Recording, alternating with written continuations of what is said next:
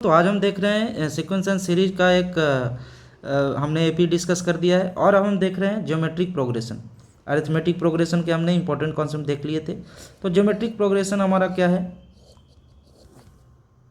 Geometric progression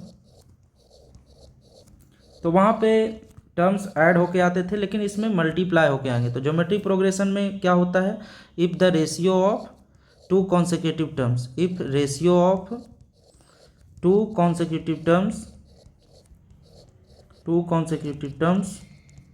is always constant, तो उसको हम क्या बोलेंगे? वो हमेशा जीपी होगा, ऑलवेज कांस्टेंट। तो उसको हम क्या बोलेंगे? उसको हम जीपी बोलेंगे। और जो कांस्टेंट कहलाएगा वो हमारा कॉमन रेशियो कहलाएगा, कॉमन रेशियो, जिसको हम शॉर्ट में सीआर भी बोलेंगे। तो जैसे कि मैं यहाँ पे एग्जांपल ले रहा हूँ एक जीपी का, जैसे 1 लिखा हुआ है, 3 लिखा हुआ है, 9 लिखा हुआ है, 27 लिखा हुआ है, 81 लिखा हुआ है, 243, इस तरीके से जीपी हमारा लिखा हुआ है। तो हम यहाँ पे T2/T1 क्या देख रहे हैं? ये हमारा 3/1 3 है। उसी तरह T3/T2 क्या हम देख रहे हैं? 9/3 दिख रहा है हमें। तो ये कांस्टेंट ही आ रहा है हमारा रेशियो। तो यहाँ पे इस जीपी में हमारा फर्स्ट टर्म अगर कोई बोलेगा तो हम कितना बताएंगे उसे? A=1। और कॉमन रेशियो आर की बात करेगा, कॉमन रेशियो को हम आर से डिनोट करते हैं, तो वो हमारा क्या दिख रहा है? कॉमन रेशियो हमारा 3 दिख रहा है। तो इस तरीके से हम ज्योमेट्रिक प्रोग्रेशन के सीक्वेंस को देखते हैं। और अगर इसमें nth टर्म की बात होगी तो nth टर्म ऑफ जीपी का फार्मूला आपको पता ही होगा। nth टर्म ऑफ जीपी का फार्मूला जो होता है वो होता है हमारा जिसको हम Tn से डिनोट करते हैं जीपी के लिए भी।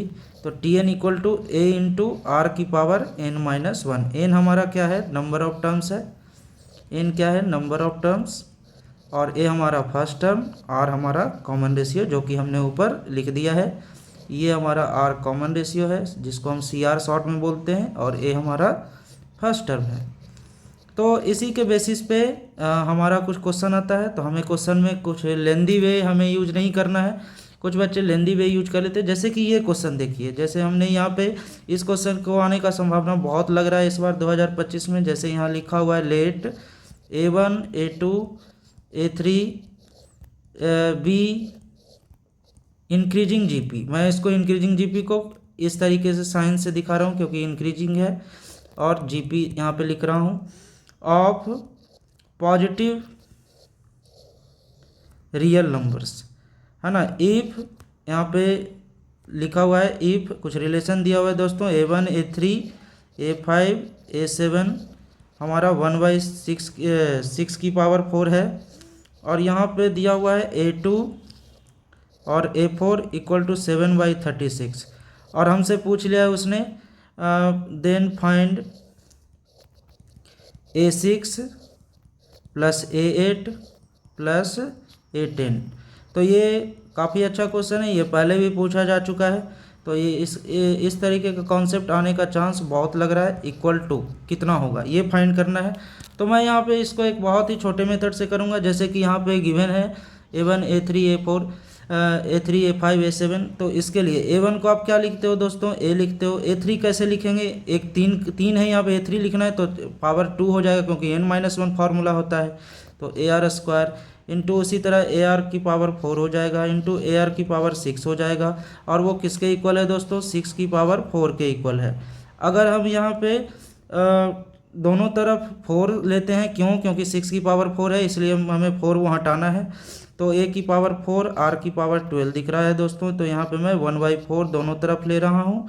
और यहाँ पे 1/6 की पावर 4, यहाँ 1/4 लिया मैंने, दोनों तरफ 1/4 रूट लिया है, 4th रूट लिया है दोनों साइड। यहाँ से हमारा क्या आ गया? AR³ = 1/6। और हमें ये AR³ क्या दिख रहा है दोस्तों? ये AR³ हमें A4 दिख रहा है। तो A4 हमें मिल गया कितना? 1/6। तो A4 यहाँ से 1/6 आ गया। अब हमें पूछा क्या है? हमें पूछा है A6 A10। तो हमें दूसरा रिलेशन भी दिया है। क्या दिया है दोस्तों? A2 + A4 = 7/36। हम यहाँ क्या कर देंगे? A4 की वैल्यू तो पता ही चल गई। तो यहाँ से A2 हमारा क्या आ जाएगा? 7/36 - 1/6। और यहाँ से हमारा A2 कितना आ जाएगा दोस्तों, यहाँ से 1/36 मिल जाएगा। तो इस तरीके का कॉन्सेप्ट को ऐसे ही सोल्व करना है आपको, ज़्यादा इधर उधर A6 A10 A8 ऐसे टर्म नहीं लिख रहे हैं। अब जैसे कि मैं एक एक टर्म गैप करके दिया गया है, तो हमारा दूसरा टर्म क्या आया दोस्तों, सेकंड टर्म आया हमारा 1/36, तो फर्स्ट टर्म कुछ होगा मैं नहीं जानता हूँ। फिर फोर्थ टर्म कितना है 1/6, तो हमें थर्ड टर्म्स तो कोई मतलब ही नहीं, सेकंड टर्म्स हमारा पता है। फोर्थ टर्म हमारा 1/6 आ रहा है। फिर सिक्स टर्म हमारा कितना आएगा दोस्तों, सिक्स टर्म, तो हम क्या देख रहे हैं 1/36 से 1/6 जाने में हमें कितना का मल्टीप्लाई करना पड़ा दोस्तों यहाँ पे, तो हम देख रहे हैं कि अगर 6 से मल्टीप्लाई कर दे तो हमें 1/6 मिलेगा। मतलब ये फर्स्ट सेकंड थर्ड फोर्थ, तो फिफ्थ टर्म से हमें कोई मतलब नहीं, हमें तो 6 चाहिए। तो 6 के लिए हमें फिर से क्या मल्टीप्लाई करना पड़ेगा दोस्तों, 6 से, तो हमारा ये वाला टर्म 1 हो जाएगा, ये ऐसे ही गैप रहेगा। फिर से हम 6 से मल्टीप्लाई करेंगे, फिर से 6 से मल्टीप्लाई कर दीजिए यहाँ पे, तो आपको 6 मिल जाएगा। फिर से अगर आप 6 से मल्टीप्लाई करें, यहाँ पे फिर से गैप है, तो फिर से हमारा 6 से मल्टीप्लाई कर देंगे तो हमें क्या मिल जाएगा 36।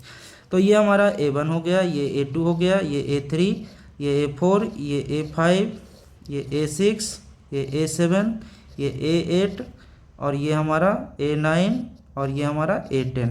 तो हमें जिसकी ज़रूरत है सिर्फ उतना ही देखेंगे, हमें इसकी जिसकी वैल्यू पता है उसकी ही ज़रूरत है।